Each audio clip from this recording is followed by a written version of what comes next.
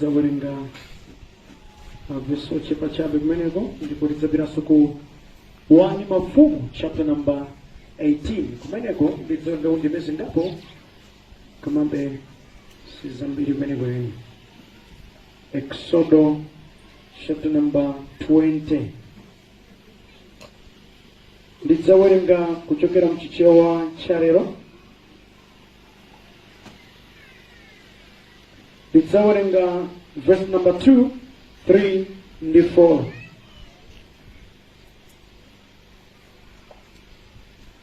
Koma kuti munemveke bwino ndidzalekezera 6. Verse number 2. Ine ndine Yehova mulungu wako amene ndinakutulutsa ku Igupto, dziko la akapolo. Usakhale ndi milungu ina koma ine ndekha. Usadzipangire chofanizira chinthu chilichonse chakumwamba kapena cha pa dziko lapansi kapena cha m'madzi pa dziko lapansi. Usazigwadire kapena kuzipembedza, pakuti ine Yehova mulungu wako ndine mulungu wansanje wolangalana chifukwa cha tchimo la makolo wawo mpaka m'bado wachitatu ndi wachinayi kwa iwo amene amadana nane. Koma ndimaonetsera chikondi chosasinthika ndi mibado ku mibado miyanda ya wanthu amene amandikonda ndi kusunga malamulo anga. Amene. Tiye tipite ku 1 Mafumu chapter number 18. 1 Mafumu chapter number 18. Ndidzawerenga mofulumirirako chifukwa chonena kuti ndi maveso angapo. Eliya pa phiri la Karimeli. Verse number 16 imene ndidzawerenge. 1 Mafumu chapter number 18 kuyambira verse number 16 kutsika m'munsi. Ndi nkhani yabwino kwambiri zedi imene tiphunzira lero. Choncho Obadiya anapita kukumana ndi Ahabu namuwuza, ndipo Ahabu anapita kukumana ndi Eliya. Pamene Ahabu anaona Eliya anati kwa iye, kodi ndiwedi munthu wovutitsa Israeli uja? Eliya anayankha kuti, ine sindinavutitse Israeli koma inuyo ndi banja lanu mwasiya malamulo a Yehova ndipo mwatsatira Baala. Tsopano sonkhanitsani anthu a dziko lonse la Israeli kuti akumane nane pa phiri la Karimeli, ndipo mubwere nawo aneneri a Baala 450 ndi aneneri a fano la Asera 400 amene amadya pa tebulo la Yezebeli. Choncho Ahabu anatumiza mawu m'dziko lonse la Israeli ndipo anasonkhanitsa aneneri a Baala ku phiri la Karimeli. Eliya anapita patsogolo pa anthuwo ndipo anati, kodi mudzakhala anthu a mitima iwiri mpaka na liti? Ngati Yehova ndi mulungu mutsateni, koma ngati Baala ndi mulungu mutsateni. Koma anthu aja sanayankhe. Pamenepo Eliya ananena kwa iwo kuti, ine ndilipo ndekha mneneri wa Yehova, koma Baala ali ndi aneneri 450. Tibweretsereni ng'ombe zazimuna ziwiri, iwo asankhepo okha ng'ombe imodzi ndipo ayidule nthulinthuli ndi kuzika pa nkhuni nthulizo, koma asakolezepo moto. Ndipo ine ndidzadula nthulinthuli ng'ombe inayo ndi kuyika pa nkhuni, koma sindikolezapo moto. Kenaka inu muyitane dzina la mulungu wanu, ndipo ine ndidzayitana dzina la Yehova. Mulungu amene ati ayankhe potumiza moto, iyeyo ndiye mulungu. Pamenepo anthu onse anati, izi mwanena zamveka bwino. Eliya anawuza aneneri a Baala kuti, yambani ndinu sankhani ng'ombe yayimuna imodzi muyikonze popeza mulipo ambiri. Muyitane dzina la mulungu wanu koma musakoleze moto. Choncho iwo anatenga ng'ombe yayimunayo imene anawapatsa nayikonza. Kenaka anayitana dzina la Baala kuyambira mmawa mpaka masana. Iwo anafuwula kuti, inu Baala tiyankheni ife, koma panalibe yankho. Panalibe amene anayankha. Ndipo anavinavina mozungulira guwa lansembe limene anapanga. Nthawi ya masana Eliya anayamba kuwanyodola ndipo anati, fuwulirani kwambiri. Ndithudi iye ndi mulungu, mwinatu akulingalira kwambiri, kapena watanganidwa, kapena ali pa ulendo, mwina wagona, ndipo nkofunika kuti adzutsidwe. Choncho iwo anafuwula kwambiri ndipo ndi kudzichekacheka ndi malupanga ndi mikondo potsatira miyambo yawo mpaka kutuluka magazi. Nthawi ya masana inadutsa ndipo anapitiriza kunenera mwakama mpaka nthawi yopereka nsembe ya madzulo, koma panalibe yankho, panalibe amene anayankha kapena kulabadira zimenezo. Pamenepo Eliya anati kwa anthu onse, sendani pafupi ndi ine. ndipo anthu onsewo anasendera pafupi ndi iye. Ndipo iye anakonza guwa lansembe la Yehova limene linali litawonongeka. Eliya anatenga miyala 12, mwala uliwonse kuyimira fuko lililonse la Yakobo, amene Yehova anamuwuza kuti dzina lako lidzakhala Israeli.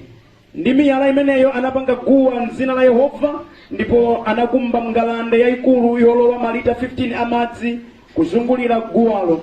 Anayika nkhuni zija m'malo mwake naduladula nthuli ng'ombe yayimuna ija ndi kuyika nthulizo pa nkhunipo. Pamenepo Eliya anati, dzadzani mitsuko 4 ndi madzi ndipo muthire pa nyamayi ya nsembe ndi nkhunizo. Eliya anati, thiraninso kawiri. Anthu aja anathiranso madziwo kachiwiri. Iye analamula kuti thiranso kachitatu, ndipo iwo anathiranso kachitatu. Madziwo anayenderera pansi kuzungulira guwa la nsembe nadzadza ngalande yonse. Pa nthawi yopereka nsembe, mneneri Eliya anasendera pafupi ndi guwa la nsembe napemphera kuti, Inu Yehova Mulungu wa Abrahamu, Isake ndi Yakobo, lero zidziwike kuti ndinu Mulungu mu Israeli, ndipo kuti ine ndine mtumiki wanu, kuti ine ndachita zonsezi chifukwa mwalamula ndinu. Ndiyankheni inu Yehova, ndiyankheni kuti anthu awa adziwe inu Yehova kuti ndinu Mulungu, ndipo kuti mutembenuzirenso mitima yawo kwa inu. Pamenepo moto wa Yehova unagwa nunyeketsa nsembe yopserezayo, nkhuni, miyala ndi dothi lomwe. Unaumitsanso madzi amene anali m'ngalande. Anthu onse ataona zimenezi anaweramitsa nkhope zawo pansi nafuwula kuti Yehova ndiye Mulungu, Yehova ndiye Mulungu. Pamenepo Eliya analamulira anthuwo kuti, gwirani aneneri a Baala, musalole kuti wina aliyense athawe. Anagwira onsewo, ndipo Eliya anabwera nawo ku chigwa cha Kisoni nawapha kumeneko. Mulungu wabwino ndi wamkulu, amene amadziwa kudalitsa, adalitse kuwerengedwa kwa mawu ake, ndipo odana ndi munthu amene amataka pa mawu a Mulungu amawasunga ndi kuwachita. Ameni. Tipemphereni. Kumatchuka ndi mvula kumzuzu kuno Ambuye, koma lero lokha mwapatula nthawi iyi Ambuye kuti dzuwa liwale, mpata uperekedwe, kuti mawu anunso akhoza kumveka. Chakukomerani kutisunga ndi moyo Ambuye, chifukwa mumadziwa kuti muli ndi cholinga ndi moyo wina aliyense ali pano. Ndikupemphera Mulungu okhulupirika tsono kuti yankhulani ndi wina aliyense Ambuye amene ali pano. Tsegulani mitima yawo ikhoza kulandira kwa inu, kuti motero mitima yathu ikhoza kutembenukanso ndi kuyamba kutsata inu. Chifukwa Ambuye ambiri akubwera ku church, ambiri akutsatira mapemphero, koma ndi omwe onse amene akupembedza milungu ina adakulekani kalekale. Ambuye anthu akusunga zinthu m'makomomo, muli nyanga m'makomomo, muli dzinthu m'makomomo, anthu akumwa ndowa za madzi m'makomomo kufunafuna thandizo lanu Mulungu. Yehova ndikupemphera, bwanji mupereke tanthauzo la mawu anuwa kuti likhoza kukhala thandizo kwa ife.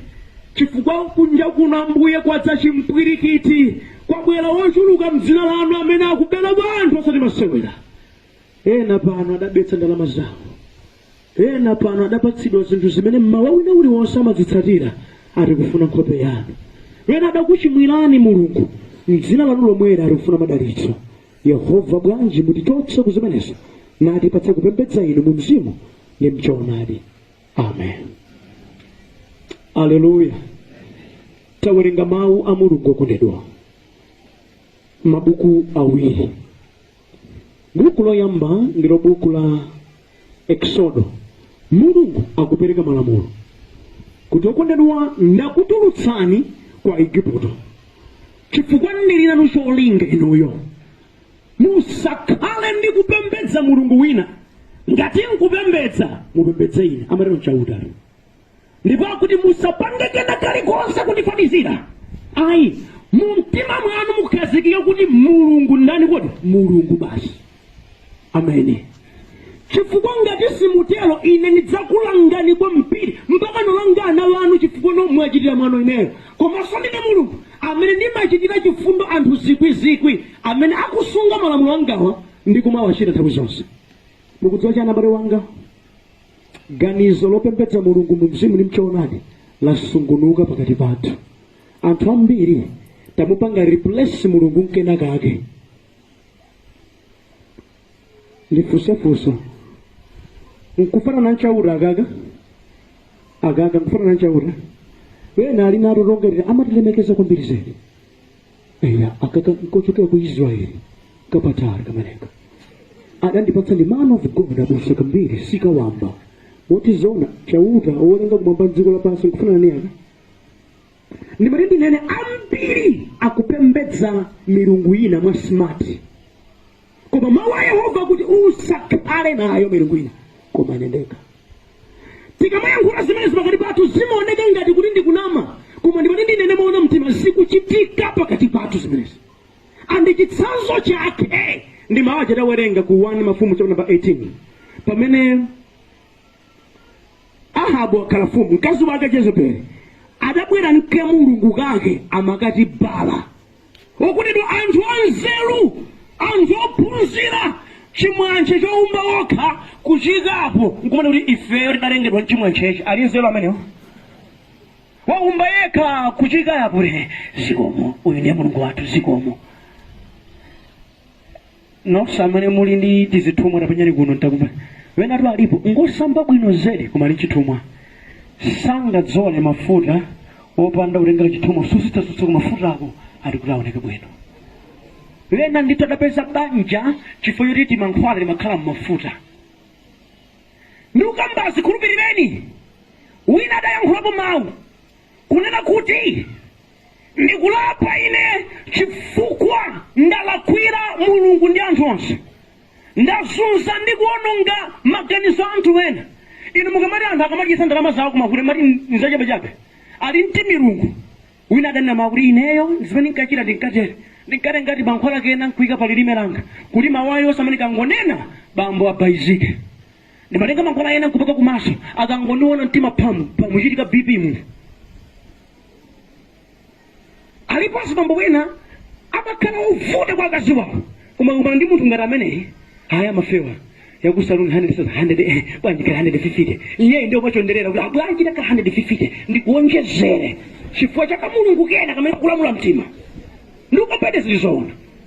Wena ni chikhalidwe chawo ndithu koma lemba kuti usakhale nayo milungu ina. Koma inendeka funso lanu kwa neba mudatsimikizika mtima kuti mulungu ndiye Yehova moyo mwanu. Tafunsani funso limene mudatsimikizika mtima kuti Yehova yekha ndiye mulungu basi. Mukauza ameneyi mumakhala satisfied kuti ndauza oyenera. Ndipo mtima wanga uli ndi mtendere chifukwa ndauza nani kuti Yehova. Kodi Yehova mudampatsa malo aulamuliro mmoyo mwanu amene mumagonjera Yehova yekha. Tandimva kani tawerenga akutyole watu zimene mulungu anati kuti wanena akukhala ndi bala nakutamvetsera. Anenera balawa adalipo chigulu koma yeti akuchita zabodza. Ndimati ndikambe nanu kuchuluka kwa anthu sikutanthauza chilungamo nthawi zonse. Ayi kupepa kwa zinthu sikutanthauza kuti zinthu zonzona adi ayi ndithu. Chilungamo chidachitidwa ndi munthu mmodzi koma ngati chili chilungamo chake ngoti chilungamo olo gulu lidakhalamo masauza ndi ambiri ngati lambwida. Chifukwa ndikuze pali bene zimene akuyendera si zimene mulungu adanena. Pali masomphenya ndi masomphonya. Masomphenya ndi chiyani? Ndi cholinga cha Mbuye chokuonesa mwana wanga kufuna kwanga uziyende mu izi. Masomphonya ndi maganizo ako amene ukufunafuna kuti mulunguyo azichita monga uganizira. Ndipo izizi zachuluka pakati pathu. Anthu ambiri akupembedza mwa maganizo awo osati mwakufuna kwa Ambuye. Ndipo akapezeka munthu otumikira ndi wotsatira mulungu akuoneka wachimidzimidzi wachilongosoko ndi wopanda uzimu. Chifukwa anthu ambiri akufuna kuganiza kwawo. Munthawi imeneyo bala zake zimabeba mpaka na Israeli kubalalika kumakhala ndi mitima iwiri kukanika kukhazikika pa mawu a mulungu. Funso kwa neba ndinokhazikika ndinokhazikika. Yesu kumphatikiza mkena gake kukondedwa zida ndipoteka tsiku lina ndapita mnyumba ya wina ndimakacheza adatenga nkhope yangayi ndikuyika pakhoma ndikunena mawu, I'm protected by the God of Reverend Kambiri. Ine iwe odwala chifine ngati ine nkhope yange ingakuteteze zosatheka. Olo atapezeka mtumiki wa mphamvu chotani sadzaposa mulungu wayo. Malo a mulungu akhalebe a mulungu basi. Palibe kena kalikonse kudziko lapansi mungafanizire ndi mphamvu za mulungu. Ayi. Ameni. Koma munyengo zathu zino, nyengo imene tatenga materials ambiri ndikuwapanga kumagulitsana anthufe m'dzina la Yehova imwe. Mwaiji anthu aleka kupembedza mulungu woona, akupembedza zopatsidwa ndi wanthu. Mutafuna basi ndi mmodzi wa iwo.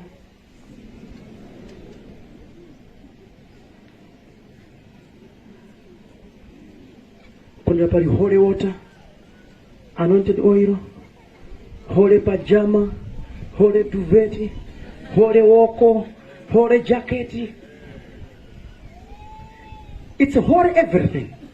Amena kufuna holy jacket, tirina uma jacket, holy jacket, kungovala holy ameneyo.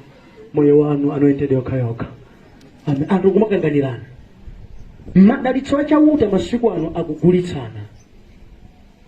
Anthu atenga anthu anzawo ndikumati ndikalowa kumwamba podutsira mwa Kambiri. Sizoona. Yesu akuti ine ndine njira, choonadi ndi moyo. Ngati mukufuna kulumiza ndi Ambuye, Yesu akuti palibe wina adza kwa Atate koma udzera mwa ndani kodi? Mwa ine. Vesi limene sadafufure dakalipobe. Palibe wina aliyense adzakhala m'malo mwa Mulungu atapezeka ndi fano limenelo. Ukudziwa chani? Anthu akugwadira wanthu. Enaso mabwera limutaone nkhope yangayi si chipulumutso, koma mawu amene ndikukupatsani ndi chipulumutso.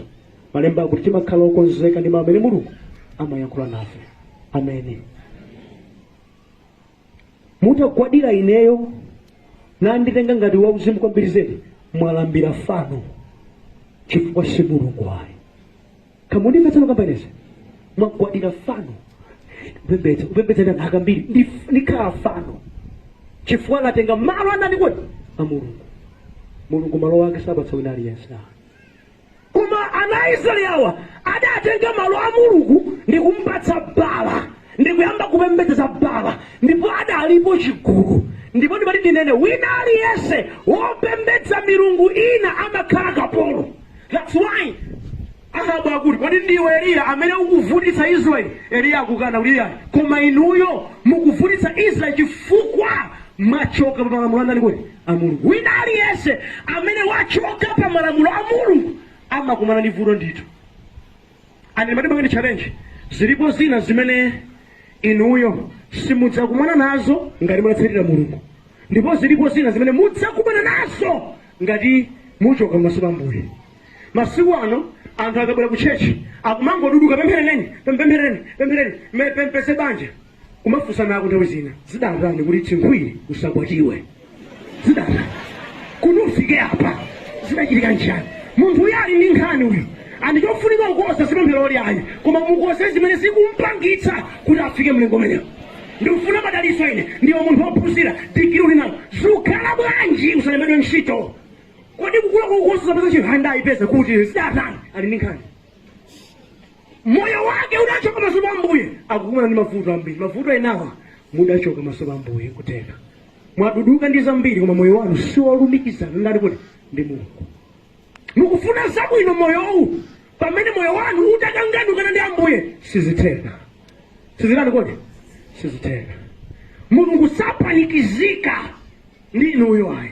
Neodelewa kondedwa akhala mahule a mipingo ndazili kuno uku apita cholinga chawarawo pempherera wena mpaka nambochita dazi pa mutu chifukwa chowayala manja, dazi pa mutu kwayala manja.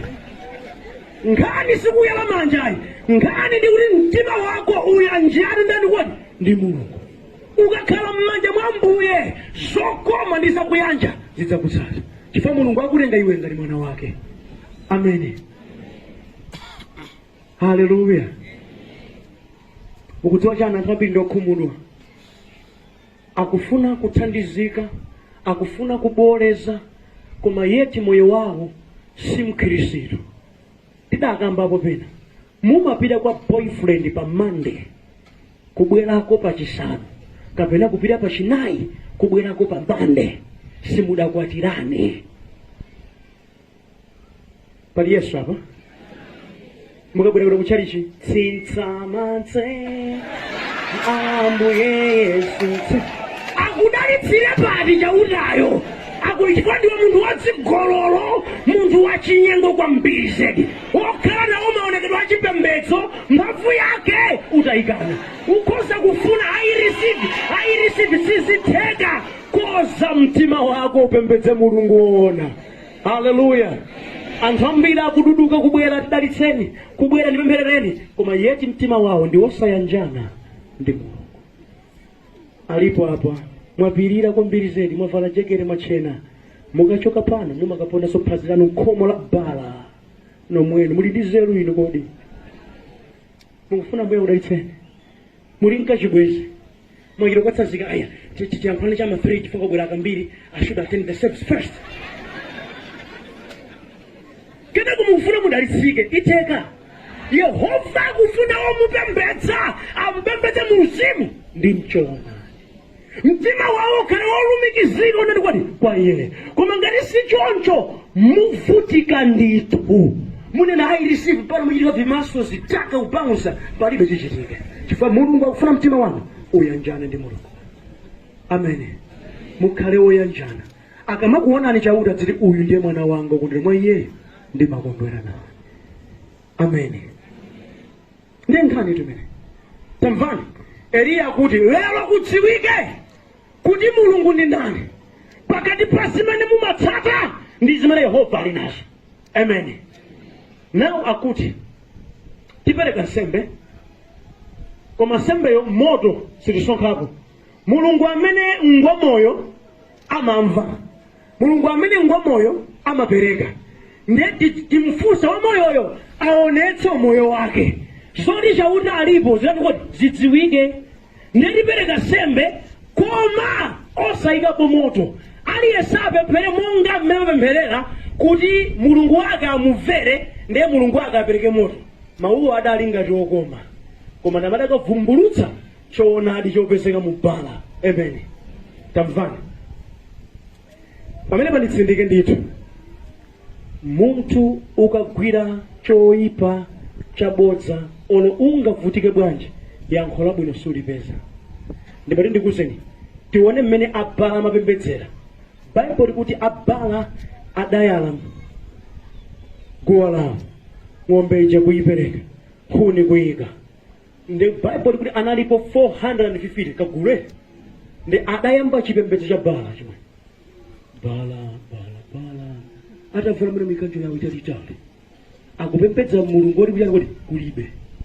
Adayamba kuyitana commitment ya mphamvu kuyamba mmawa mpaka na masana mpaka na kusasa mawu bala osamva. Inu kaya musamakhumbira kugontha mawu pena apembedza Mulungu oti kulibe. Hallelujah. Uyapa ndikufuti kodi mawu adagonthera pasiki ngati kuti akugonthera pa bala silibe phindu. Ngati mawu ako kumanga raisi kwa Mbuye Yehova ndikumakumva zili bwino. Koma ngati ukupembedza zina wangothyola nkhwiko pachabe wadzisautsa m'bale wanga palibe wapindulapo. Chifukwa kuvutika pasi nzoti kulibe sikupereka phindu. Kundidwa ndinene maona mtima ine izizi zidatichitikirapo ndiukambasi ndi umbono ochitira ndani kuti ine mu nthawi imene ife tidabona kumene tinapita pa fellowship pena koma adativuta kumbirize.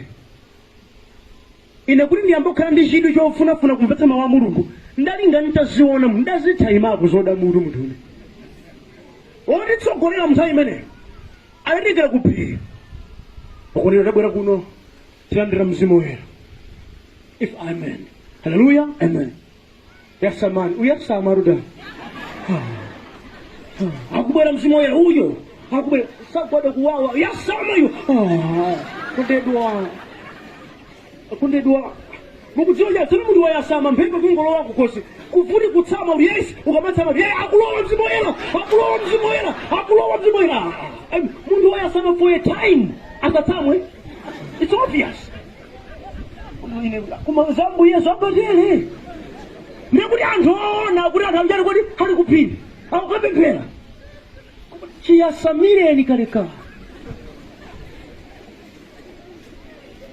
zochitika ndukambasa okonedwa mukagwira zabodza muvutika musautsika mapeto ake mukakhumudwa simudzamona mulungu wabwino koma vuto si mulungu vuto ndili mudagwira zolakwika wogwira chilungamo amauona ulemerero inatuso stage imeneyo ilepe stage number 2 akuti wolandira mzimu woyera makhala mdani wa tchimo timugende satana nukatenga tuvimiyala kunjika uyamba kugenda satana genda satana galu genda umaliza cheti mpondeni satana ndikumakhala mapemphero achilendo satana ndakugwira ndakuchecha panopa ndakugwira pakosi ndakupondaponda iwe ndatenga galimoto truck yatenga simenti ndikukuponda ndikukuponda kwambiri ndakulati zimuyendera kumafika potopa thukuta kuti ndi mmene mulungu adati zipempherera mausanga gonja apa anthu akunja poona zili mnamatani kuti koma nkupemphera kodi uku tachoka levo imene idafika levo yomwe anointed water kudali kumwatu madzi osati masewu kukhaphwira madzi kwambiri ndi madzi anjala muti amamimba mapweteka umene akuti kufoka apo ndikuti mzimu akukhazikika ukondedwa kungozuzana ndikuyankhula inezi pena ziwachitikira ndikukamba inezi zikuchitika mwinasoina kuti abusa mukhale ngati mwaona ine ndinazionapo kumene chifukwa chimene chidagwira simaonani kuti simawa mulungu sizimene baibulo lidanena ndaima ndapita kwawerenga baibulo ndikupeza choonadi ndinamasuka moyo mwanga kuti zonse ndimachita zija sichocho yesu akuti pemphani ndipo kudzapitsaonani kuti kwa ine tikanangopempha ambuye ndifuna mzimu wanu akadatani mzimu mulunguyo akadapere zoyasama kukamwa zijazo bwezikulike afutani kuti simuzuzika nawo ine afutani simuzuzika nawo lafuseni simuzuzika nawo ndikambena nalipo wena ndi azimayi mwina adalandira vandamutso mzimayi tu wa uzimu kwambiri sadzola mafuta mukwatiwa osadzola mafuta mungopeza banja akukondana amuna wanu kodi za uzimu zozimatero mudagwira soloke ndipo anthu akuzunzika chifukwa akugwira soloke anenera bala adayamba mmawa kukuwa kuvina koma bala sabayamba palikonse okondedwa anthu ambiri akuchita zochuluka ndipo afika pogiva chifukwa sadakhulupirira mulungu akhulupirira wanthu ndipo ambiri akhumudwitsidwa ndi amene amakhulupirira ngati atumiki a mulungu adafika podzipereka kupereka ndalama zawo man of God angonena aka apereka kale akuti chowinda kena kalikonse kupereka wina ndithu lidandiuzana adagona panja adamutsekera nyumba chifukwa salale yake yonse sadapereka renti takape ku man of God araboleze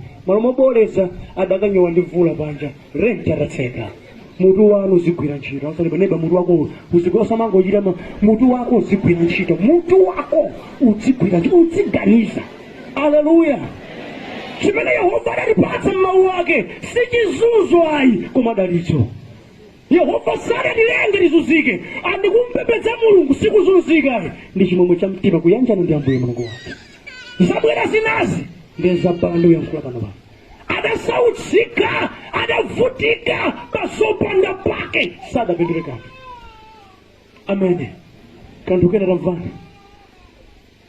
baibulo likuti adavina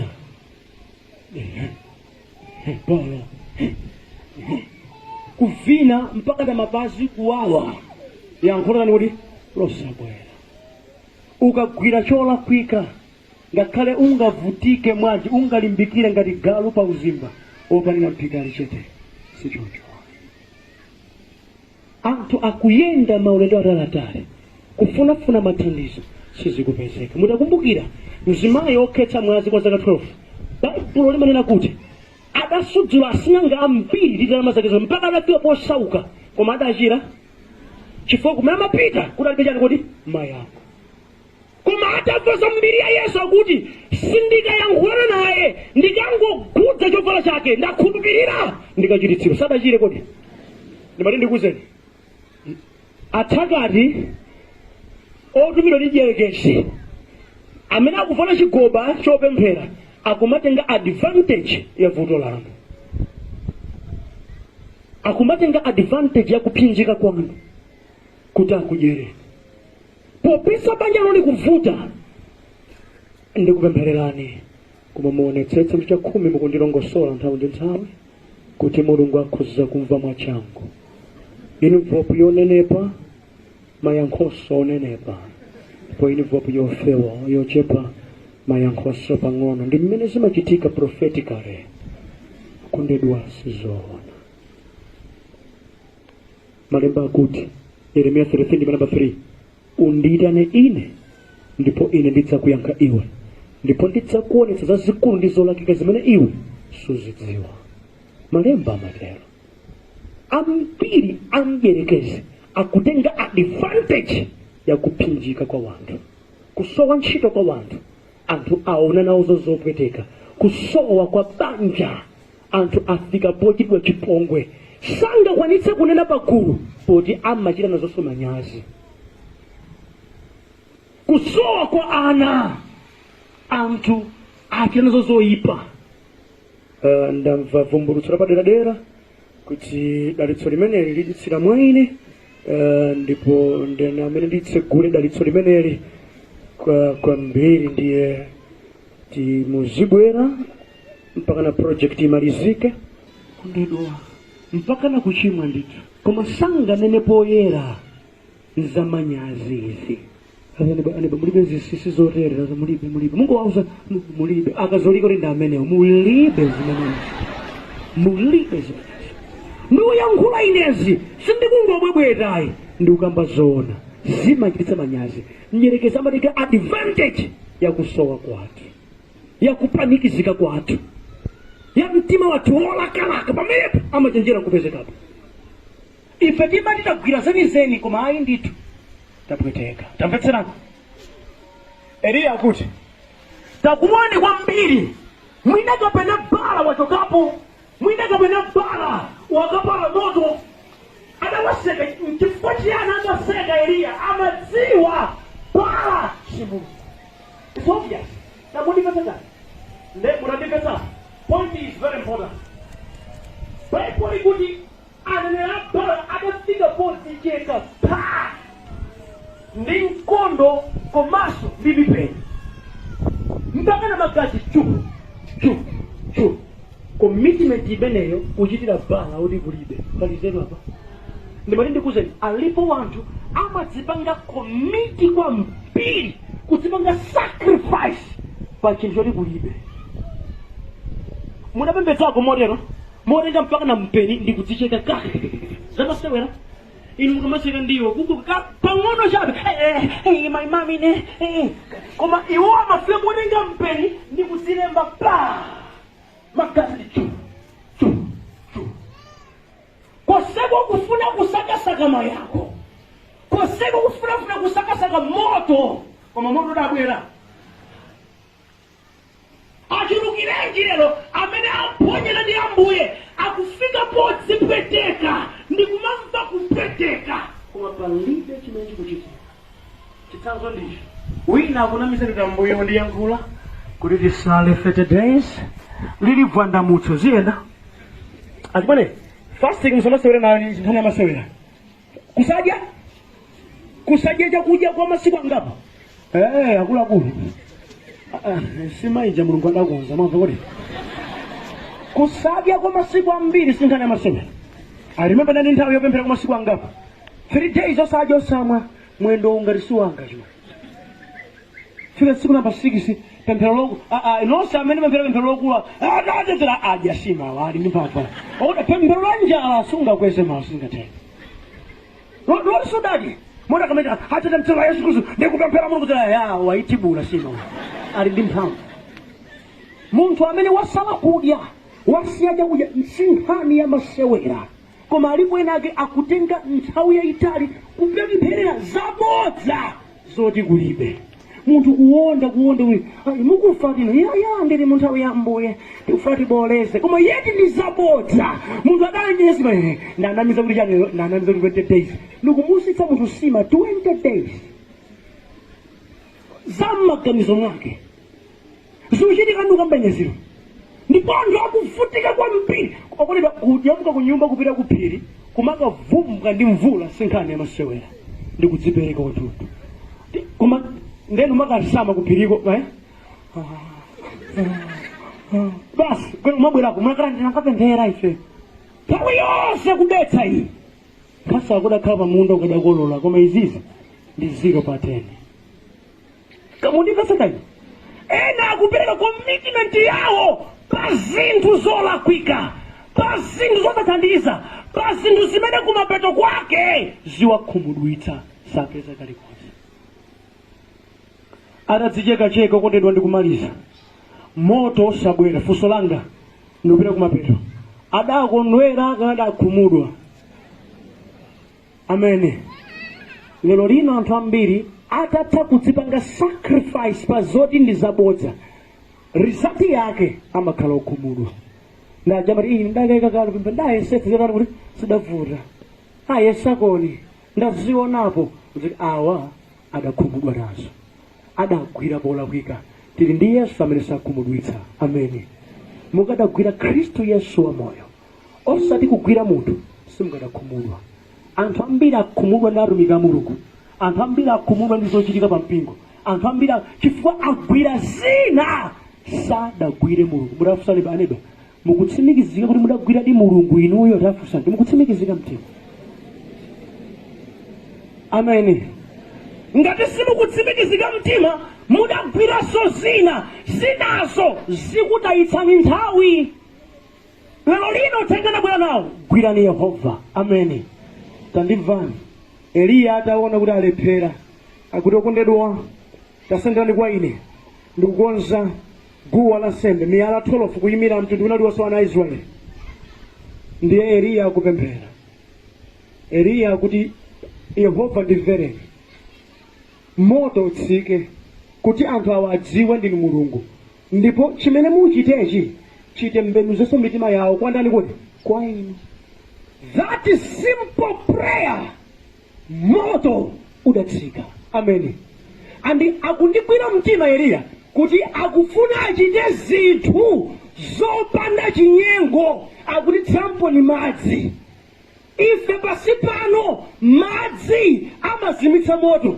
koma no eliya akuti tsampo ni madzi fa moto umene ubwere apa ngwa kwa yehova suzimitsika ndi madzi a dziko lapansi adachita chipembedzo chake kopanda chinyengo ameni moto utatsika ndi kunyeketsa madzi kunyeketsa miyala kunyeketsa sembeja okha anthu adatsimikizika mtima kuti chilungamo chakupembedza ndi chili kwati chipembedzo chikhale chopanda chinyengo funso kwa neba mukupembedza mopanda chinyengo tafusa tapanikizana musawaopera ayankhulani muwathandiza amene sanga kumenyanso lini mchadi chimwe tafunsani chilungamo chakupembedza kwanu chilipo mukudziwa chana abale wanga ambiri akupembedza mwa chinyengo koma eliya adaonetsetsa kuti no kupembedza kwake pasakhale chani kwani chinyengo ameni tandimvani moto udatsika wokha ana Israeli adafika povomereza kuti yehova ndiye mulungu ndimati ndikuzana abale wanga musataye nthawi mpaka mudzachite kutsimikiza motere ena akatsimikiza kuti yehova ndiye mulungu ali mu gehena tiyamika ambuye awa adatsimikiza palibe vuto lililonse ameni koma wena alipo amene ngamwano mpaka na lero adzatsimikiza kuti yehova ndiye mulungudi banja lawo litata adzatsimikiza kuti yehova ndiye mulungudi mano awo atagagada atachoka adzatsimikiza kuti yehova ndiye mulungudi ntchito yawo itata adzatsimikiza kuti yehova ndi mulungu ali mu gehena amene sangalapenso ili ndi tsoka chofunika kwambiri zedakuluakulu ndikutsimikizika lero kuti yehova ndani kuti ndi mulungu ameni kumapeto kwa nkhani kumapeto kwa uthenga eliya akuti gwirana nene la Baala aphedwe awa chifukwa muchidziwa asatisokonezeso. Kena kalikonse kamene ndikabala mmoyo mwanu muphe, chifukwa ngati simupha kusokonezani. Munafunika mukhale ndi strong mindset yonena kuti kena kalikonse kamene ndikafeki kasakuyandikireni. Amen. Ngati mukufuna mwende Ambuye maona mtima, musanyengerere anenera abodza, musanyengerere zabodza zonse. Ziuzeni point blank ndi bodza limene.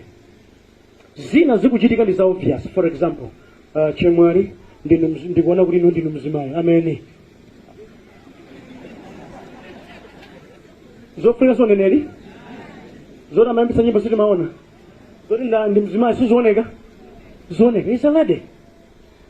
Ndikuona wina papa amene mutu wake mawawa. Tachulukiramo angapandopeseka wa mutu. Tachulukiramo. Ena pano ndikuona ntchito mukufuna ntchito, ena mukufuna banja. It's obvious. Pamene pali gulu lotere lakhoza kupezeka. Amen. Chabodza chilichonse ipani kanizani mane bakuti mukanize oipa ndipo kana kuti atakutawani. Musadzipeleke kuti abulo sakupwetekana. Chifukwa iyeyo ali ngati mkango obangula ofuna wina wake amuligwire. Nyerekeza akubwera ndi zake zofuna kusokoneza mtendere wanu. Ikani full stop pa zimenezo. Anema ndinene Satan ali too much clever kufuna kuononga moyo munthu. Very clever, very cunning kufuna kuononga moyo munthu. Samalani. Amabwera ndi mawu auzimu. Amabwera ndi maonekedwe achipembedzo mphamvu yakadayikana. Amabwera ngati nkhosa ali fisi. Umonera dovu nkhosa yanji yojuja dovu zira no, this is not true. Sizo. Pamalemba kuti mudzawazindikira pa zipatso zawo. Amen. Okondedwa zabala sizidya nawo za Ambuye ipani. Chisoni china nchosathandiza. Inu mukudziwa kufunsaniyo ndi mamuna wa muno wake. Ine ukana mamuna ndi angakhumudwe anyway, we just play it smart. Chisoni chopatsira kupata kofe kuchimo ipani. Akamubwera mbe chema ndikufunani kuti azonadi simukulako kundifuna chifanda badwa bwino koma ndine mkazi wa muno wake. Simudalako kundifuna I'm beautiful koma ndine mkazi wa muno wake. Ndi amarero inde sindipanga nawo zopusa. Kalani ali pambiripira kwinako koma ine ndakana. Sindilambira fano ineya. Amen. Ayi kunchito kwafika chinyengo kanani musayiwani tsikuti ndine mkristo paja sindipanga nawo zimenezi. Ngati mukufuna mwende ndi Ambuye maona mtima onetsani kupembedza kwanu koona. Pakukana kana zakatangalezi. Diri kubwera kanani ndine mkristo opa kumwamba katangale sindipanga nawo. Ande choka ni mutiri uli palibe futo. Koma nokarangale ine ayi ndima mutsiwa Mulungu wanga. Bala sindilambira ayi. Ende mufosauka muzana pasi ngati chiwere kuti zilibe kanthu. Zilibe kanthu. Wala kumwamba ndikalowe. Amen. Moyo umene ukhale nawo mkati mwa moyo wanu. Kabala kena kalikonse ipani moyo mwanu. Musaphatikize za uzimu ndi uchimo siziyenda. Amen. Chomaliza ndichi. Mulungu ndikupembedzaye alibe formula. Amen. Alibe chani kodi. Kuti moto utsike Eliya adangoti Ambuye vereni pemphero lomwe tathukuta moto lani kuti udatsika. Koma mudziwe kuti nthawi imeneyi nkuti mvula idakhala zaka zitatu ndi hafu osagwa. Kudafuna kuti pamene anene abala aphedwa dalitso libwere. Chimene chidayima chifukwa chakupezeka kwa abala chiyambenso kuyenda bwino kuti abala wagonja. Adafunika apempherenso kuti mvula ibwere. Adapemphera 7 times. Tsiku lake lomweli, phiri lake lomweli, mneneri wake yemweyi, mulungu wake yemweyi. Koma pemphero linali lidafunika 7 times. Ndipo Bible libati adatenga mutu wake nkuyika mphechepeche ndikupemphera. Pempherazi bwana. Kupemphera koyamba takaona ngati kubwera mtambala kulibe. Kati sadatope akhristu ambiri mukufuna kuti Mulungu azilenga maganizo anu. I've been praying. It's almost a month now. You wait. khulupirira Ambuye, pempherabe. Ukakhulupirira ndikumpembedzayi ndi Mulungu, akumvabe, adzachitabe ndi Mulungu. Sindinyanyala ndipembedzabe. Pakuchita zimenezo madalitso a Yehova mudzawaona. Amen. Osati Ambuye ndikukupatsani 3 days kuti muchite zimenezi. Ngati simuchita ineyo ndileka kupemphera, tamvetsera kaya. Ukaleka kupemphera ukufa upite ku gehena uluza ndiwe. Akhristu osamarama panyani kuno madzimva kumbirizeni. Umafuna kuti Mulungu azikudyoretsani. Iyayi, ife ndi amene zidyoretsa Mulungu. Chifukwa Mulunguyo ndi amene atilenga. Kalikonse tili nako adatipatsa ndi Mulungu amene kunayenera timpembedze. Amen. Mukachoka pamaso pa Ambuye mpire ku chapa tingoyerekeza bwanji Mulungu aletse kulino mphepo yake sakuombeni zita mphamvu zake mwa inu achotsemo. Tasefe titsekule mmimba pano zigwira amusamanyadeka muli manja mwa Ambuye. Okulira kupanda Yehova kuti sunga palibe chingachitikepo. Amen. Misewu yomwe timayenda ena kumafamo ife limapita ngulani kuti ndikubwerako. Ine ndidadwalapo mwendo wanga udatupa ndakamba poso pena zimenezi. Trauzo kanika kuvala ndimavala salo chifukwa mwendo udatupa kwambiri. Mpamene ndazindikira kuti umeta ndevu azibambo ndintendere. Oh yes, ndintendere. Fa nthawi yokamera ndevu ndidalibe. Kuti ndipite ku toilet ndikuti anthu 5 andinyamule. Kusauka ukakhala bwino mango embaloso simple dwala uone ali yasambiro toriya nthawi yoti arengere ku nyumba ija yakwana. Ukuti timasungidwa ndi chisomo cha Ambuye. Ulemu wonsewu ndi chisomo cha Ambuye. Haleluya. Nkakamireni Mulungu amene. Mudziuze ndidzayimabe pa Mulungu. Ine ndipembedza Mulungu ona kaya akambira akhoza kugwa, kaya wampingo akhoza osiya, kaya koma ine ndatsimikizika mtima sindikutsatira munthu, ndikutsatira Mulungu. Tsimikizikani. Chifukwa munthu wadziko amatha kukhumudwitsa koma Yehova sakhumudwitsa. Mpembedzeni mu mzimu ndi mchoonadi. Haleluya. Manja mwa Yesu, manja mwa Kristu Yesu wa Mungu. We glorify your name, Jesus. Amen. Ngati mungathe kuimira tetimireni.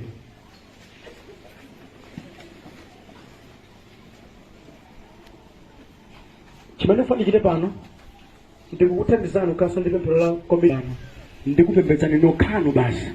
Ndikuchotsa moyo wanga wonse kuzina zonse ndikupatsani nokha basi. Amen. Ndipo kenako ndidzakupemphererani ineyo kuti moyo wanu uyendebe ndi Ambuye. Ngati mungathe kukweza manja wanu mukhoza kutero tipemphere. Munditsatire mawu akuti Ambuye Yesu ndamva kuyankhula kwanu. Ndikufunika ndikupembedzeni. Inu nokha osati zina. Nkutheka ndapembedza zina kale. Zidakuyimbirani. Mundikhululukire. Pamawu anuwa ndapeza kuti kusautsika ndidagwira zabodza ndadzivuta koma ndidzilimbikira pa zainu nokha Mulungu poti ndiyezeni ndapeza ndinu Mulungu ondilenga ondisamalira ndikudziperekanso kwa inu nokha. Ndinu woposa kena kalikonse kamene anthu anganene chifukwa inu ndinu Mulungu. Moyo wanga ndidzakutumikirani, moyo wanga ndidzakupembedzani. Ndichotseni kuzikhulupiriro zotchuka koma zosathandiza poti ndapeza inu Mulungu ndinu Mulungu wa moyo wanga. Amen. Tikapemphere Tate zikomo chifukwa cha uthenga munatipatsa kuwapatsa usewa ayimirira ndi amene akhala pansi ndikuwasambira m'manja kuti ndawaonetsa kuti kulibenso wina Mulungu ninunoka Yehova basi. Ndawaonetsa Bala ndi wozunza, Bala ndi wabodza, Bala amangosautsa wanthu, sakwanitsa kuyankha pemphero. Mumayankha ndinuyo, munthu wina aliyense sangakhale mulungu ayi. Mulungu ndinunoka basi. Kudzera mwa Khristu Yesu mwana wabadwa yekha, amene iye ndi mulungu ndithu. Lolani mitima yawo ikupembedzeni mu mzimu ndi mchoonadi. Amamatuleni ku zoyipa zonse ndi zabodza zonse zawatayitsa nthawi. Kuyamba kwa lero ayende ndinu mu mzimu ndi mchoonadi mwa Yesu Khristu. Amen.